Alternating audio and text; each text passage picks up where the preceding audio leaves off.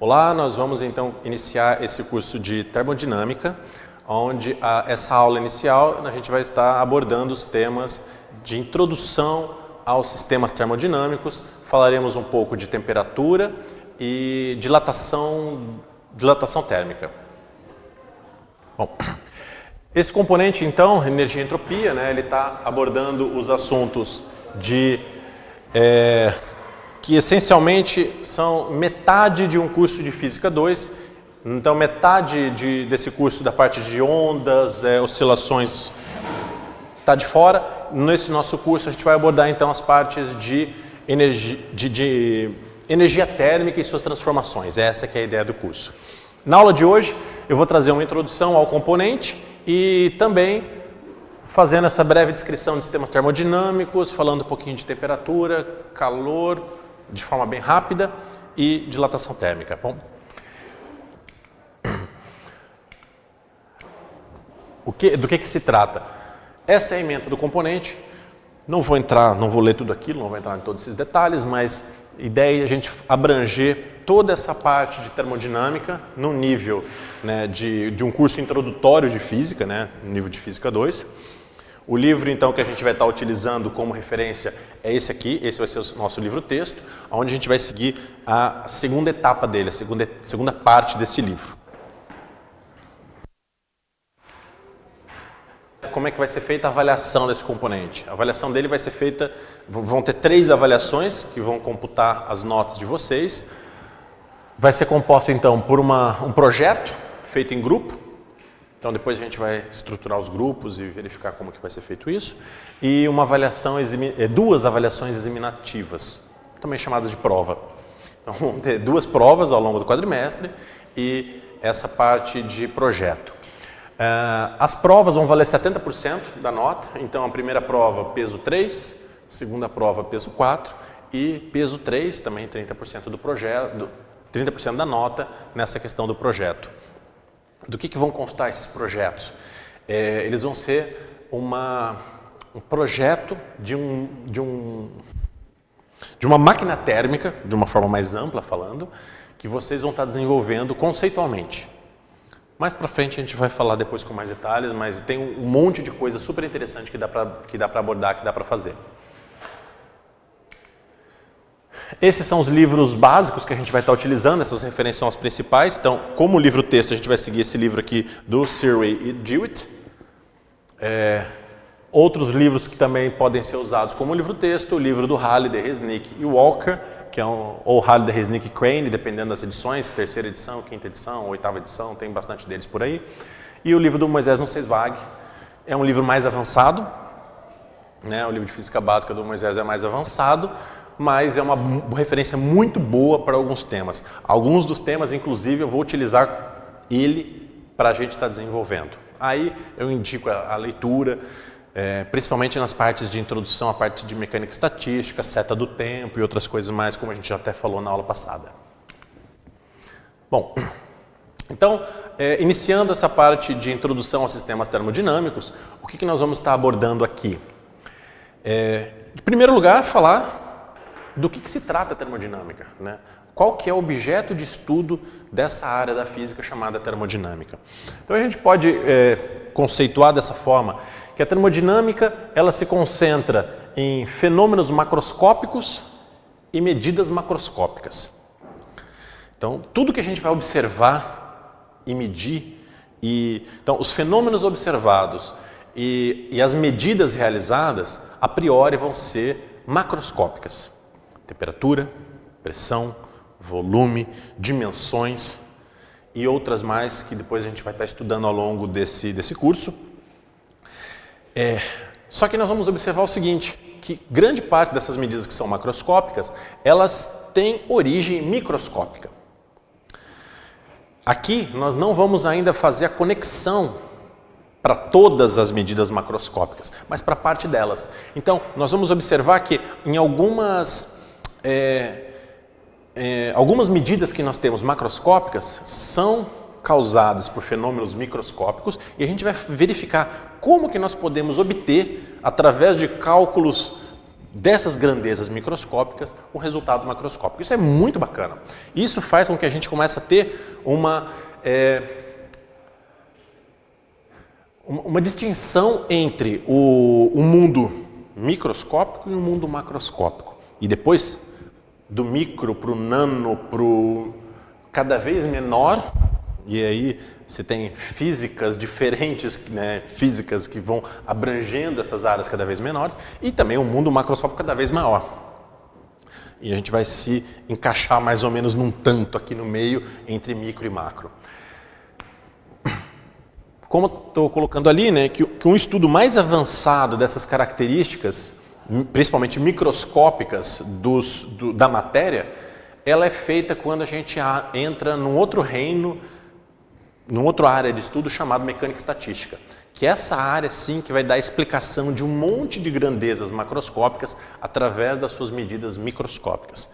Mas isso aí é um assunto um pouco mais avançado para um outro curso, um outro nível, nós não abordaremos aqui. A gente vai fazer uma breve introdução a alguns conceitos nessa área de mecânica estatística. Bom, tem algumas palavras que nós vamos estar utilizando em grande parte das vezes do sistema, em grande parte das vezes que nós vamos estar trabalhando nesse curso. Uma delas é o chamado sistema, o sistema termodinâmico, né? Então a gente precisa conceituar alguns deles para depois avançar. Esse curso ele tem uma característica que de uma forma ele é teórico, conceitual, e de uma hora que ele vai ser técnico, aplicado. Então nós vamos trabalhar com essas duas vertentes. Naturalmente, a gente vai precisar de conceitos teóricos para poder fazer aplicações técnicas. Então muitas vezes o curso ele vai ficar até abstrato. O que é isso que eu estou fazendo? O que é isso que eu estou calculando? Né? Que função, que grandeza é essa? E depois a gente vai fazer a aplicação disso. Então a gente tem que ter essa base um pouco mais teórica, fundamental, e depois fazer a aplicação. A gente vai fazer isso o tempo todo. Tá? Inicialmente, esse curso ele vai ter essa vertente um pouco mais de fundamentação teórica. Bom, o sistema é algo macroscópico. Então nós estamos falando de uma grandeza, de grandezas macroscópicas. E ele é composto, em geral, por um fluido, líquido ou gás, mas não necessariamente composto por um fluido. Eu posso ter sistemas compostos por partículas, eu posso ter sistemas compostos por características, ou sistemas que contêm características magnéticas, eu posso ter diferentes sistemas. Por simplicidade e por uma questão mais didática, nós vamos tratar os sistemas que vão ser, de forma geral, compostos por fluidos. Então, líquidos ou gases. Na maior parte das vezes, gases. Então, esse sistema, esse algo geral que tem composto por fluido, ele tem algum contato com o meio externo, e aí a gente vai criando também o que a gente chama de universo. Então, o que é o universo? É o sistema. Então, dentro do universo a gente vai ter o sistema e o resto. Eu vou fazer um desenho e vai ficar um pouco mais claro disso. Né? E aí, com base nisso, com base no contato que o meu sistema tem com o universo, ele pode ter 3 diferentes classificações de sistema. Eu posso ter um sistema isolado. Então, o que é um sistema isolado? Ele não tem nenhum tipo de troca de energia, de todas as formas, e não tem nenhuma troca de matéria. Eu posso ter um sistema fechado. Um sistema fechado, então, a gente tem troca de energia, mas não tem troca de matéria. Não é permitido que entre nem que saia matéria no sistema. Eu posso ter um sistema aberto, onde nesse caso a gente vai ter também, além da troca de energia, a troca de matéria.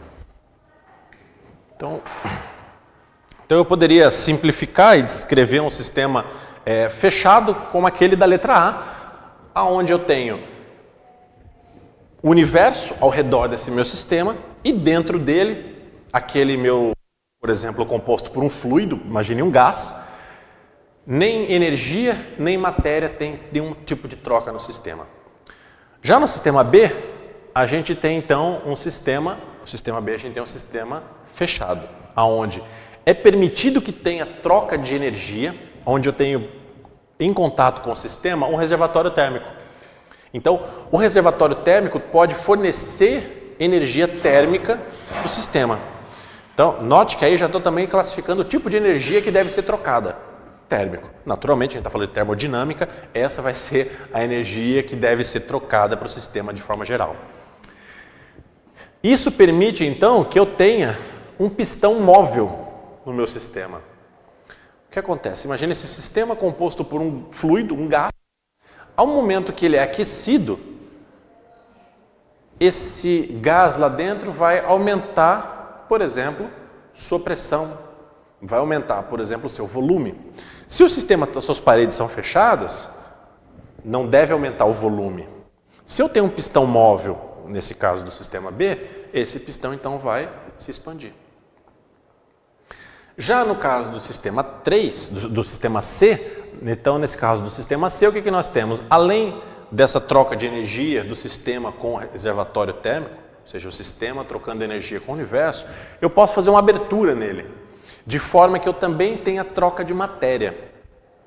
Ou seja, matéria pode ou entrar ou sair do sistema. Uma panela de pressão, por exemplo, é um sistema aberto.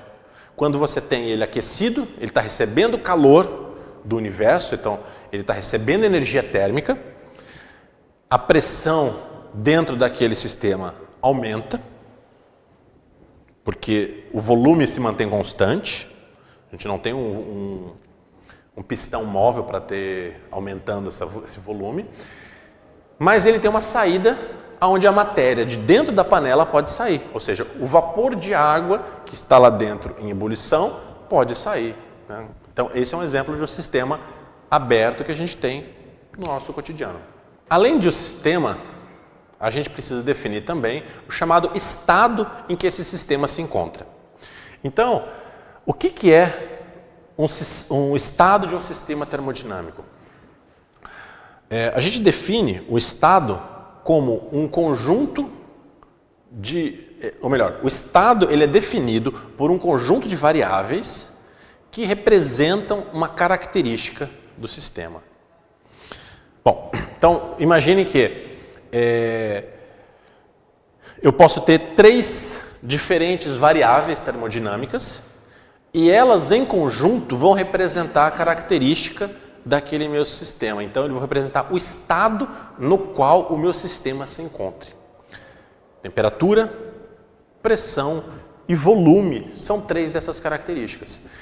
Se a gente voltar ao sistema imaginário mecânico composto por um fluido, se eu sei o volume dele, se eu sei qual é a temperatura e sei qual é a pressão, eu digo então que eu sei qual estado aquele meu sistema se encontra. Mas esse sistema ele pode variar essas variáveis. Pode variar todas, pode variar apenas uma. Qualquer uma dessas variáveis se modificando, altera-se ao estado do meu sistema, altera a característica que esse sistema tem. Eu trago aqui então para vocês um diagrama de fase da água. Vou fazer um desenho aqui no quadro, de forma bem rápida para a gente descrever isso. Um diagrama de fases, geralmente ele é representado por um gráfico onde nós temos esses 2 eixos coordenados. Em geral, pressão e temperatura. Eu também posso representar através de um gráfico onde eu tenho pressão e volume. Eu posso também representar num gráfico com 3 eixos, pressão, volume e temperatura. Em geral, os diagramas de fase da água estão representados por pressão e temperatura. Nós vamos estudar isso com mais detalhes mais à frente. Mas o que a gente tem então? Nós temos algumas linhas que caracterizam como que isso se dá. Em cada região diferente aqui desse diagrama, eu tenho a água em um estado. Nessa parte de baixo, aonde eu tenho baixas pressões e altas temperaturas, a gente tem o estado de vapor. Na região onde eu tenho pressões altas e temperaturas baixas, a gente tem o gelo. E nessa região intermediária de temperatura e pressão, a gente tem a água no estado líquido.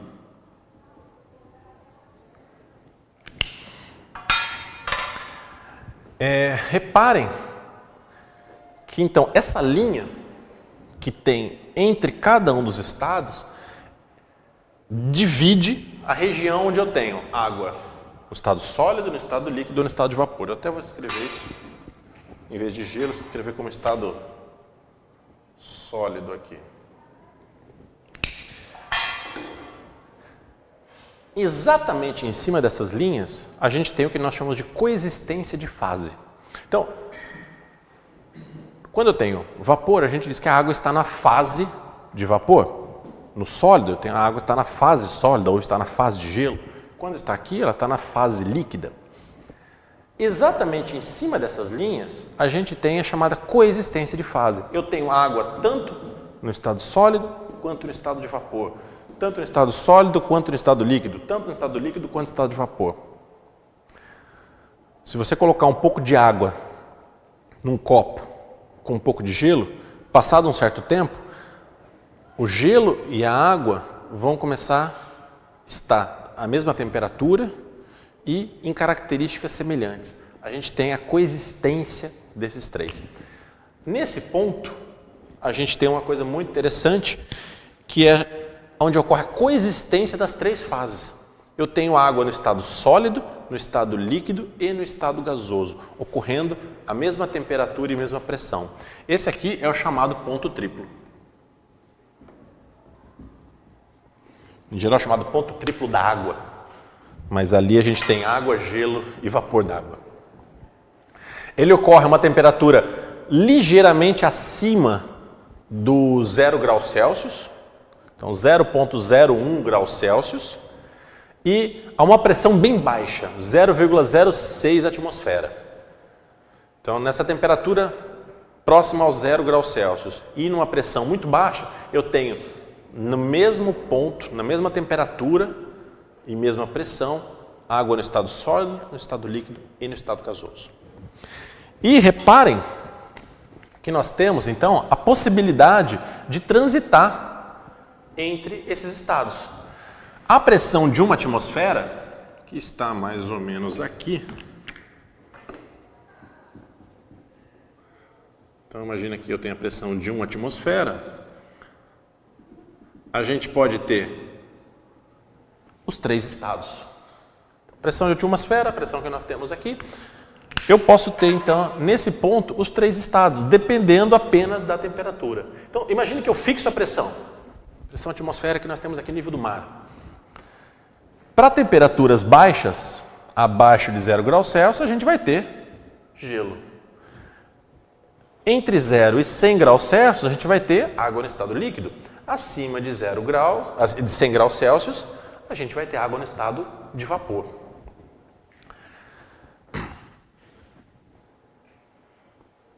Esse ponto em aberto é um ponto que a gente chama de ponto crítico, onde não tem mais distinção entre o que é líquido e o que é vapor. As propriedades físicas ali de líquido e vapor se misturam. A gente não consegue distinguir se aquilo é líquido ou vapor. A gente tem então o que é chamado de uma fase supercrítica, de um fluido supercrítico. Não há mais distinção ali do que é líquido e do que é vapor. Tem outra coisa que é muito interessante quando a gente faz esse diagrama. Repare o seguinte, a linha de transição de fase entre o gelo e a água, que está dividindo aquela fase ali em branco para azul, ela tem uma inclinação, tem uma certa característica ali. Então, o que pode acontecer, e eu vou dar um exemplo, e todo mundo vai se lembrar que isso sempre acontece, que é quando você pega a cerveja, super gelada, estupidamente gelada, e vai abrir e ela congela. É uma tristeza no coração de quando isso acontece, naturalmente. E por que isso ocorre? Por que isso ocorre? Vamos observar e vamos analisar. Isso ocorre porque a água, ou a fase do líquido que está ali, do fluido, o meu sistema termodinâmico constituído por uma garrafa de cerveja, ele está numa temperatura abaixo de 0 graus Celsius, mas ainda não congelou. Quando a gente tira esse sistema de uma situação de equilíbrio, de temperatura abaixo de 0 graus Celsius e não congelou ainda, que isso é possível, né? Ou seja, eu posso ter, reparem que eu posso ter a água no estado líquido ainda, abaixo de 0 graus Celsius, se está, essa aqui é a linha de 0 graus Celsius, né? Então, se a água estiver aqui em cima, ela tem essa condição, desde que a pressão seja ligeiramente mais alta. Que é o que acontece numa garrafa de cerveja, não é? Quando vocês abrem uma garrafa de cerveja, vocês fazem o quê? Você escuta o quê? Pss! Por que faz aquele barulhinho? Porque o gás que estava contido ali, a uma pressão mais alta do que a pressão atmosférica, foi liberado. Então, a garrafa de cerveja ela está numa temperatura mais... desculpe, a garrafa de cerveja ela está numa pressão mais alta que a pressão atmosférica. Quando você abre, o que você faz? Abaixa a pressão. Então, eu vou tentar desenhar melhor esse daqui. Aqui eu não desenhei bem, mas essa curva ela é para cá. Eu vou desenhar de uma forma exagerada, não é tão inclinada assim. Né? Aqui está o ponto crítico e tudo mais, então aqui a gente tem gelo, água e gás. Digamos que aqui está o 0 graus Celsius.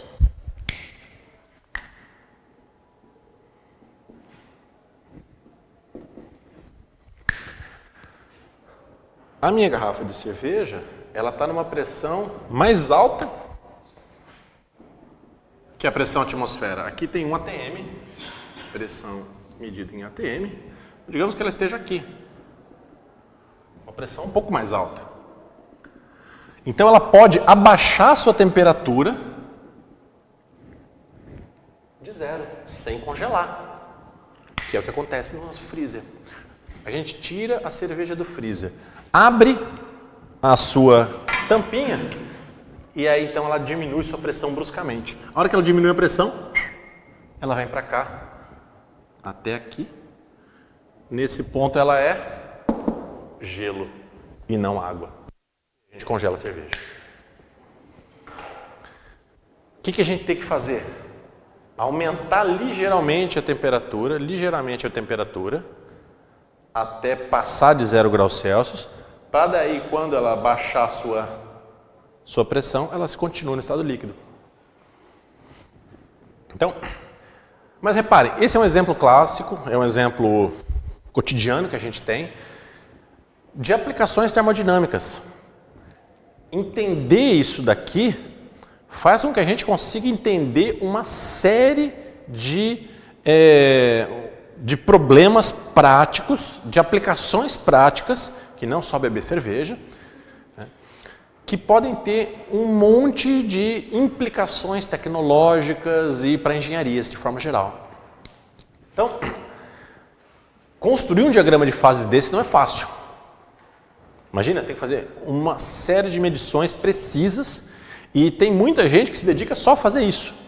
Naturalmente, a água é um dos meios mais estudados, onde a gente tem um conhecimento bem mais aprofundado, né, do